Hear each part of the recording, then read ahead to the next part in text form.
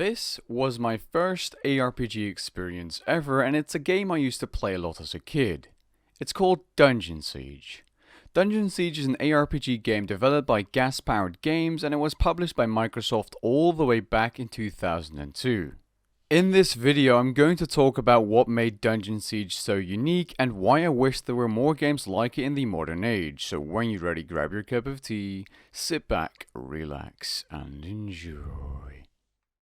First of all, some history.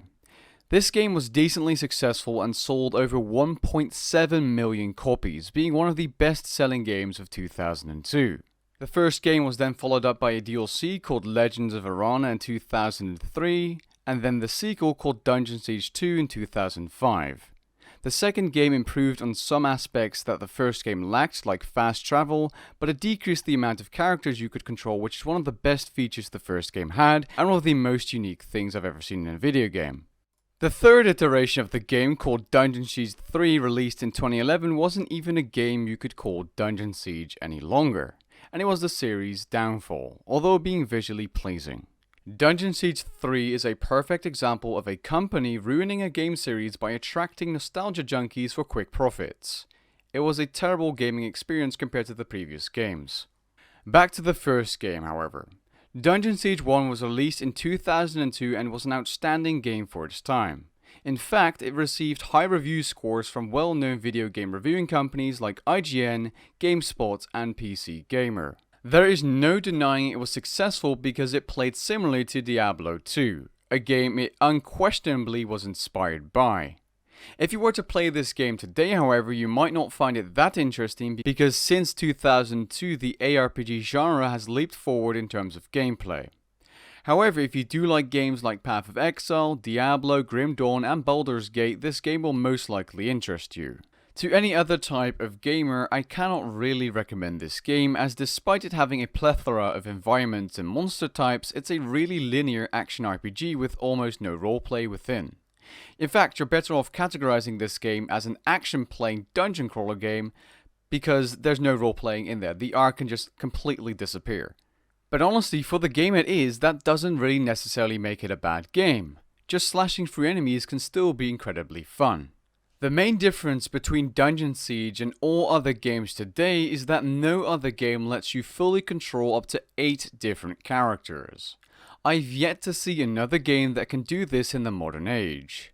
Sure, there are games like Spellforce 3 and Divinity Original Sin that kind of let you do this, but not in the same way as Dungeon Siege does. Another thing I have to add is that Divinity Original Sin 2 is a turn-based ARPG and Spellforce 3 is an RTS game.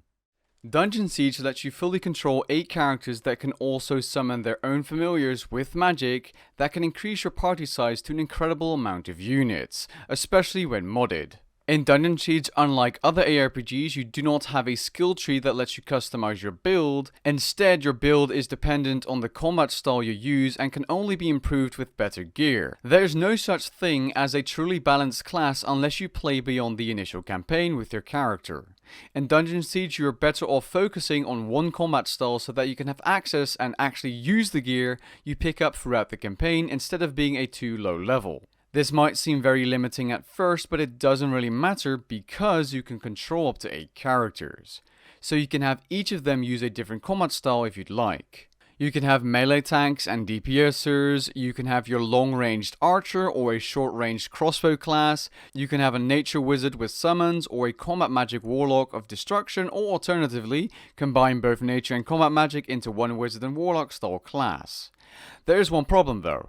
In this game, melee is overwhelmingly powerful and there's literally no better combat style to play. They deal the most damage, have the highest fatality and defense, and are just as mobile as there is no mobility penalty with heavy armor in this game. In PvP, which is non-existent these days unless you have friends to play with, this is incredibly obvious. Now, if you somehow play long enough beyond the campaign and you don't get bored, you can get the ultimate balance of classes by leveling your previously melee tank main character with nature magic to increase your mana, and then follow that up by leveling your combat magic to get access to more powerful magic spells and summons. For some reason, if you level up with melee, you still gain dexterity levels in this game, so at some point you'll be able to use ranged weapons as well. This includes intelligence for staves and stuff like that. But generally speaking, the ultimate character would be a warrior with magic capabilities to summon and support itself. Moving back to the campaign though. This game had a linear and long campaign. Despite this, I have played through it at least 6 or 7 times over the years. It's a fun campaign if you can appreciate the small cutscenes and the ambience of the game. The environment and audio design of this game is pretty impressive for a game released all the way back in 2002. The music in this game is brilliant and was composed by Jeremy Soule, arguably one of the best composers in the industry, having created amazing soundtracks for the Harry Potter movies and the Elder Scrolls video games.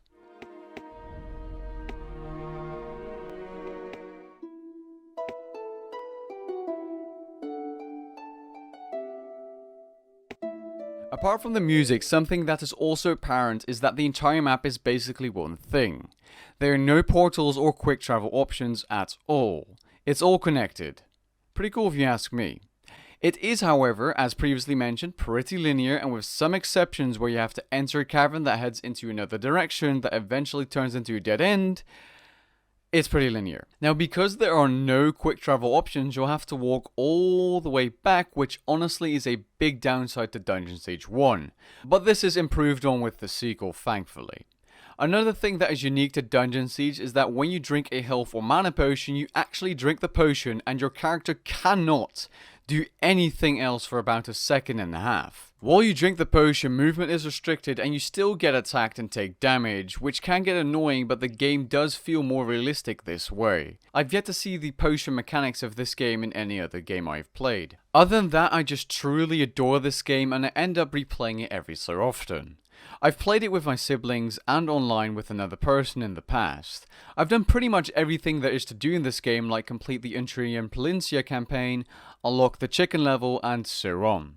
I really wanted to make a video on this game in the hopes of seeing how many of my subscribers know about this game, so if you're watching this video and you know about Dungeon Siege or you've played it before, be sure to leave a comment down below.